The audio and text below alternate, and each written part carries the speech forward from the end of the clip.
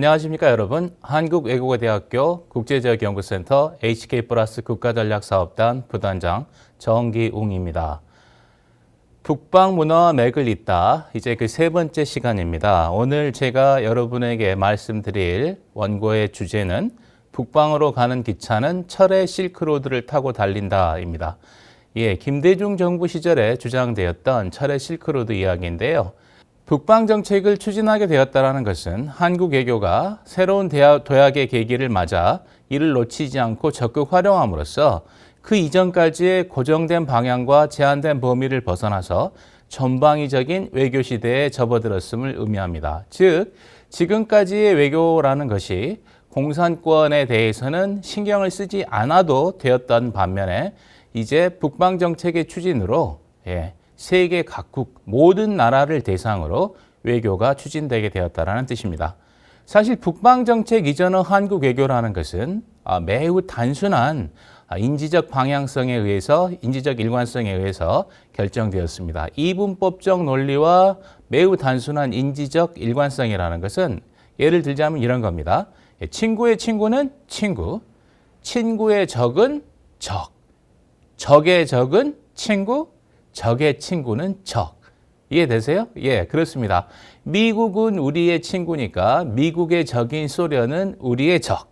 그리고 중국은 나의 적인 북한의 친구이니 나의 적. 이런 겁니다. 이런 식으로 아주 단순하게 이분법적인 논리에 의해서 친구와 적을 구분했던 것이 북방정책 이전의 한국 외교라면 북방정책의 추진과 함께 이런 단순 논리는 더 이상 적용되기 힘들게 되었고 더구나 세계화의 진전으로 인해 발생된 복합적 상호의존, 즉 어떤 한 분야에서만의 의존성이 아니라 매우 다양한 분야에 있어서 국가 간의 상호 의존이 증가됨으로써 적과 친구의 경계가 더욱 모호해지게 됩니다. 따라서 북방 정책은 어떤 면에서는 이러한 시대적 변화에 대한 응답으로서 탄생하였다고 볼 수 있고요. 북한도 이제 우리에게는 더 이상 적대적인 상대가 아니라 평화와 통일을 모색하는 어떤 동반자로서 인식되기 시작합니다. 자, 동구가 무너지고 소련이 해체되던 당시 분위기, 그리고 1990년, 91년, 92년을 숨가쁘게 지나면서 남북한 유엔 동시가입, 1991년 9월에 일어났던 일이죠. 그리고 1991년 12월에 남북은 남북 기본합의서를 체결하게 되고 1992년 1월에는 한반도 비핵화 공동선언이 이루어지게 됩니다. 이와 같이 숨가쁘게 진행된 일련의 사건들 때문에 우리 국민들은 이 급속한 화해와 이 변화 분위기에 매몰되어서 탈냉전과 공산권의 몰락이라는 한 번도 경험해보지 못한 사태에 대해 북한이 얼마만한 두려움을 갖고 있는가, 여기에 대해서 과소평가했다라고 볼 수 있습니다. 즉, 북한이 어떤 식으로 반응할지에 대해서 깊은 생각 없이 우리의 희망적인 어떤 통일을 향한, 그리고 남북 화해를 향한 우리의 일방적 외교를 펼쳤다라고 볼 수 있는 것이죠. 따라서 이와 같은 공세적인 한국의 외교 정책에 대해서 북한은 상당히 수세적으로 반응하고 있었습니다만 노태우 정부가 퇴진하고 김영삼 정부가 출범하면서 북한의 반격이 시작됩니다. 북한의 반격은 어떻게 시작됐을까요? 신한국 창조를 기치로 내걸고 취임했던 김영삼 대통령은 1993년 2월 25일 취임사에서 어느 동맹국도 민족보다 더 나을 수는 없습니다 라고 선언하면서 북한과의 관계 증진에 대한 아주 강력한 의지를 천명하였습니다. 그리고 장기수, 리인모 씨죠. 이 장기수를 북한에 돌려보내기로 결정합니다. 그런데 이 장기수 리인모의 북송 결정 바로 다음 날 북한은 핵 확산 금지 조약 NPT 탈퇴를 선언함으로써 말 그대로 한국에게 핵펀치를 날리게 됩니다. 된통 한 방 맞은 거죠. 사실 이 북한의 핵 협박은 굉장히 효과적으로 작동했습니다. 여기서 이제 우리가 기대치 못했던 여러 가지 사건들이 생기게 되는데요. 무엇보다도 이 핵 협박으로 인해서 북한은 오랫동안 소원해왔던 미국과의 직접 대화, 즉 미국 고위급과의 직접 대화라는 소망을 이루게 됩니다. 그 이전까지 한반도 문제에 대해 한국과 미국이 가지고 있던 일관된 원칙은 한반도 문제는 당사자 간에 해결하는 것을 원칙으로 한다라는 일종의 암묵적인 룰이 있었습니다. 그런데 북한이 핵을 가지고 협박함으로 인해서 미국이 북한과의 고위급 대화에 나서게 됩니다. 그리고 그 과정에서 한국은 한반도 문제 해결을 위한 대화에서 일견 소외되는 듯한 그런 결과를 맞이하게 됩니다. 사실 이때 시작된 북한 핵위기는 제네바 핵 합의로 일견 봉합되는 듯 보였지만 사실 완전하게 해결되었다고 볼 수는 어렵고 아직까지도 진행되고 있고 우리 모두 알다시피 그 와중에 북한은 핵 능력을 완성시켰습니다. 자, 한국이 왜 이런 북한의 공격에 선제적으로 대응하지 못했을까요? 어떤 측면에서 이것은 북방 정책이 불러일으킨 어떤 착시 현상과 관계가 있습니다. 무슨 말인가 하면 북한을 변화시킬 것이다 라는 목적성만을 놓고 본다면 북방 정책은 근본적인 한계를 갖고 있습니다. 무슨 말씀인가 하면 북방 정책은 지난 시간에 말씀드렸던 것처럼 여러 가지 복합적인 정체성을 갖고 있습니다. 따라서 북방 정책을 대북 정책과 동일시하는 그런 우를 범해서는 안 됐다라는 것이죠. 다시 말씀드리자면 공산권과의 관계 개선이라든지 북방으로 진출한다라는 것은 남북관계 변화를 위한 필요 조건은 될 수 있지만 충분 조건은 될 수 없다라는 겁니다. 즉 공산권 국가들이 변화했다고 해서 북한도 반드시 변화하리라는 보장은 없고 공산권의 변화와 북한의 변화를 동일선상에서 취급해서는 안 됐다라는 것이죠.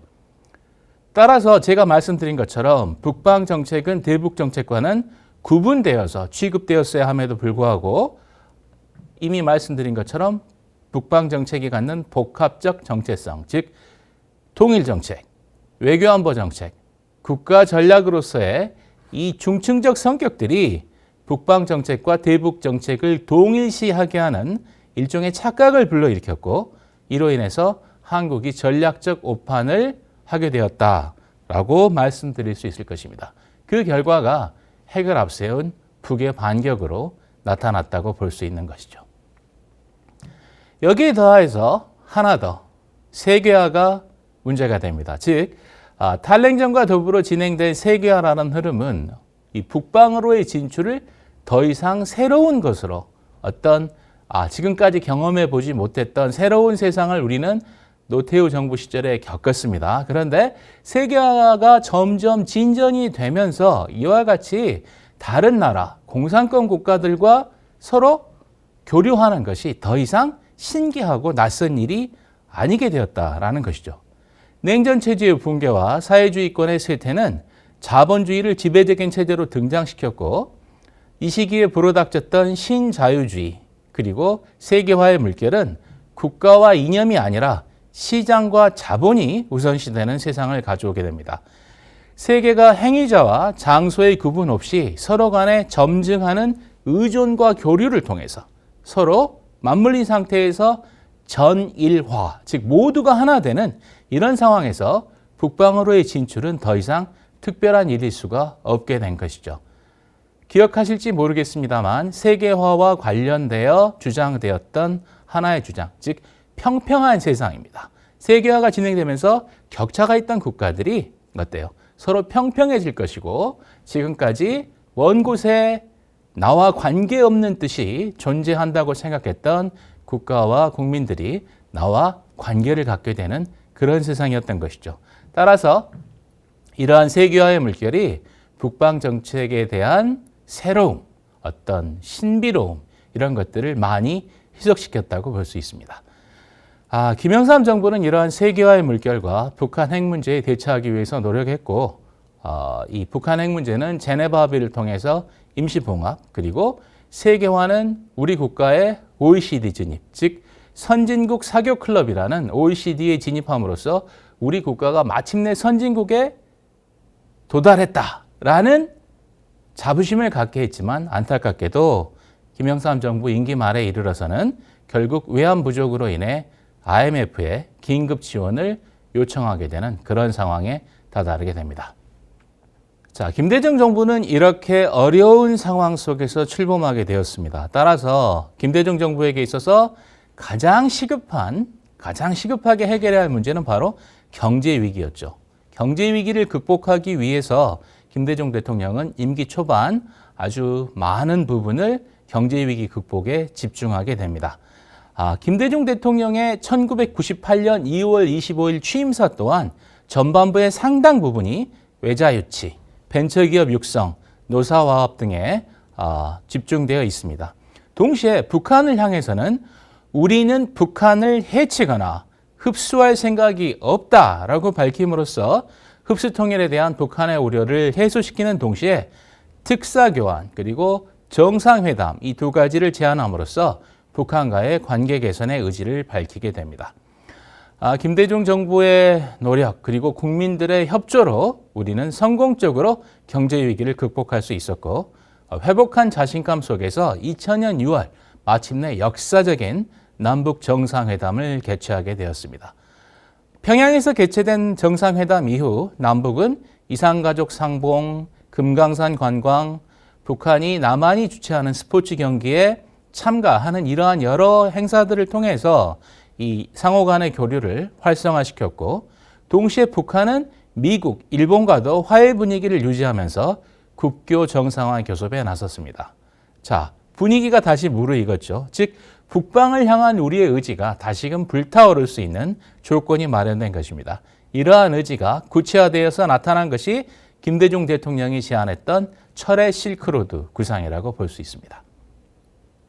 김대중 대통령은 남북 정상회담 이후 귀국한 성남공항에서 가진 귀국 보고회에서 우리의 기차가 런던과 파리로 갈 수 없는 것은 경의선이 단절됐기 때문이다 라고 말하면서 경의선이 이어질 경우 유럽까지 뻗어가고 한일도 해저 터널로 연결되는 철의 실크로드가 생겨날 수 있을 것이라고 주장했습니다. 이 철의 실크로드 구상은 이후에도 2000년 광복절 경축사, 2001년 2월 블라디미르 푸틴 러시아 대통령과의 정상회담, 2001년 12월 유럽의회 연설, 2002년 9월 아시아 유럽 정상회의 개막식 연설 등을 통해서 반복적으로 꾸준히 강조되게 됩니다. 김대중 대통령은 이 철의 실크로드 구상에서 한 발 더 나아가서 아시아와 유럽을 하나로 연결하는 초고속 정보통신망으로 정보화 실크로드를 구축해 이 유라시아를 실현해야 한다라고 주장함으로써 유럽 국가들의 관심을 이끌어냈습니다. 자, 김대중 정부가 이 철의 실크로드 구상에 거는 기대는 적지 않았고 국민들의 기대 또한 컸습니다. 그러나 이 철의 실크로드가 현실화되기 위해서는 무엇보다도 우호적인 남북관계, 북한의 협력이 필수적이죠. 그렇죠? 북한을 통과해야 합니다. 그리고 중국과 러시아가 또 협조해 줘야 됩니다. 그리고 동북아 상황이 안정적이어야 합니다. 이러해야 하지만 2002년 10월 안타깝게도 제2차 북한 핵위기가 발생하게 됩니다. 따라서 이 북한 핵위기 발생으로 남북 정상회담으로 형성됐던 우호적 분위기는 일거에 반전되고 남북 관계는 또다시 얼어붙게 됨으로써 철의 실크로드 구상은 현실화되지 못하게 됩니다. 하지만 김대중 정부에 의해 주장된 철의 실크로드 구상은 사라지지 않았습니다. 정부가 바뀌면서도 명칭만 바뀌었을 뿐 그 기본 아이디어는 아직까지 이어져 내려오고 있다고 볼 수 있습니다. 나중에 말씀드리겠지만 문재인 정부의 신북방 정책에도 이 철의 실크로드 구상이 들어 있습니다. 그리고 그것은 그 아이디어가 그만큼 매력적인 것이라는 증거이고 이 시기부터 북방 정책은 하나의 국가 전략으로서의 특성을 드러내기 시작했다고 말씀드릴 수 있을 것입니다. 한번 생각해 보세요. 한국 땅에서 열차가 출발해서 북한을 통과해 시베리아나 중국 내륙을 횡단해서 프랑스 파리로 영국 런던으로 갈 수 있다라는 비전의 제시는 우리로 하여금 다시금 북방의 꿈을 꾸게 하였습니다. 기차를 타고 한반도를 벗어나 중국과 소련을 거쳐 유럽을 여행하고 그리고 그 기차를 통해 우리 물건이 수출된다? 생각만 해도 참으로 가슴이 설레는 그런 일이 아닐 수 없고 이는 많은 국민들로 하여금 가슴엔 대륙을 품고 시선은 세계를 향하는 그런 하나의 어떤 시동으로서의 역할을 담당하게 되었다라고 말씀드릴 수 있을 것입니다. 즉 분단의 섬을 벗어나 대륙으로 향하는 구체적인 방법, 기차를 타자라는 구체적인 방법이 제시되었기 때문에 이 철의 실크로드 구상이 많은 사람들로부터 기대를 받게 되고 그리고 그 현실화를 기대하게 되었던 것이죠. 하지만 다른 한편으로 이런 그랜드 비전, 거대한 비전의 제시는 우리 한국 사람들한테는 조금은 낯선 것이기도 했습니다. 왜냐하면 제가 첫째 시간과 둘째 시간에 거쳐서 말씀드렸던 것처럼 우리 한반도는 위치한 지정학적 상황 그리고 상대적인 국력의 약함 이런 것들로 인해서 오랜 시간 동안 체계적 영향으로부터 자유로울 수 없는 피동적 위치에 머물러 있었고 무언가 전 세계를 대상으로 한 적극적이고 능동적이며 포괄적인 어떤 그런 전략을 수립한다는 것이 익숙하지 않았기 때문이죠. 즉 상황에 대한 그때그때의 반응은 했지만 우리 스스로 어떤 큰 디자인을 갖고 전 세계를 대상으로 하는 우리 나름의 전략을 수립하는 것이 낯선 모습이었다는 겁니다.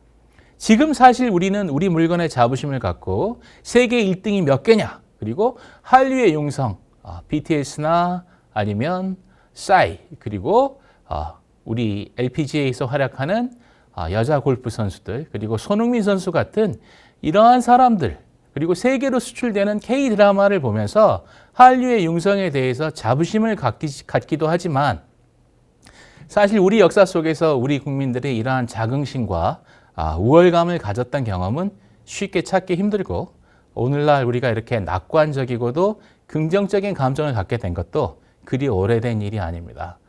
여담으로 말씀드리자면 90년대 후반 한류가 막 융성하기 시작하고 그리고 이제 세계적인 주목을 받기 시작했을 때 저와 친하게 지내는 일본 학자가 저에게 반쯤 농담으로 이런 말을 한 적이 있습니다.